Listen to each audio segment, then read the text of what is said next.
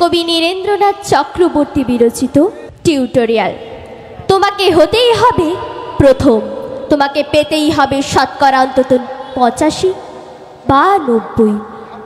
তোমাকে হতেই হবে প্রথম, তার বদলে মাত্র 85। 5টা নাম্বার কেন কম, কেন কম? এই জন্য আমি রোজ মুখে রক্ত তুলে খেটে আসি। তোমার মা কাক ভরে উঠে সমস্ত কাজকর্ম শেষ করে তোমাকে ছোটবেলায় স্কুলে ছাড়তে যেত। এই জন্য রোদ্দুরে কি প্যাচ প্যাচে কাদায় বসে থাকতো বাড়ির রকে কিংবা ছাদের বেঞ্চিতে।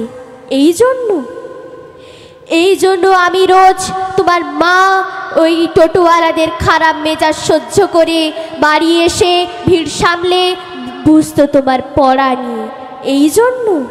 এই জন্য যতক্ষণ না আমি বাড়ি বেশে তোমার হোম টাস্ক দেখছি ততক্ষণ বসে থাকতো তোমার পড়া নিয়ে। এই জন্য আবার আঁচলে মুখ মুছে ঢুকতো গিয়ে ভ্যাপসার রান্নাঘরে, খাবার দাবার তৈরি করে আবার বসতো নিয়ে তোমার পড়া।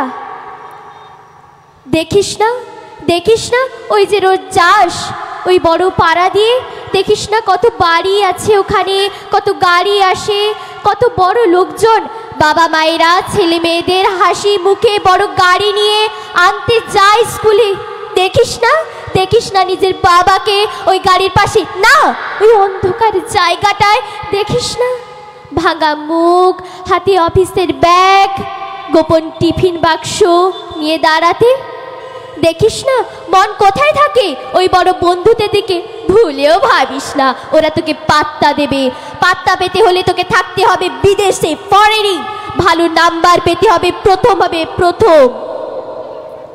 এই জন্য শুধু খেলাধুলো হলে চয় না, দরকার ভালো মনুষ্যত্ব, ভালো বিবেক, পড়াশোনা।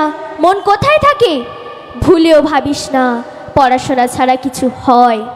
পড়াশোনা করতে হবে, প্রথম হতে হবে। না বাপি, না বাপি, আমি মন দিই না ওই বন্ধুদের দিকে, আমি তাকাই না ওদের দিকে। শুধু তো নোট নি পাশে বসি, কেমন যেন সুগন্ধ আসে যখন স্কুল থেকে বাড়ি ফিরি। জানো বাপি, ওই ছোট্ট ছেলেমেয়েরা খেলে মাঠে, ফুটবল খেলে, ওই ছোট বন্ধুরা দুষ্টু ছেলেরা পার্কে প্রজাপতি ধরে। না বাপি না, আমি চাই না কখনো ওদের সঙ্গে। আমি তো শুধু পড়াশোনা করি বাপি।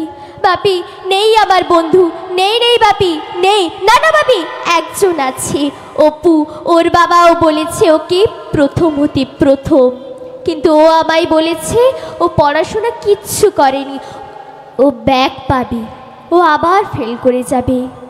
জানো বাপি, ও বলেছে জানে যে ও ফেল করলে কোথায় বাথরুম সাফ করার অ্যাসিড আছে, ও সেখানেও চলে যাবে। ও বলেছে বাবা নাম উঠবে খবরের প্রথম পাতায়। ও জানে বাপি, জানে, শুধু প্রথম। নমস্কার।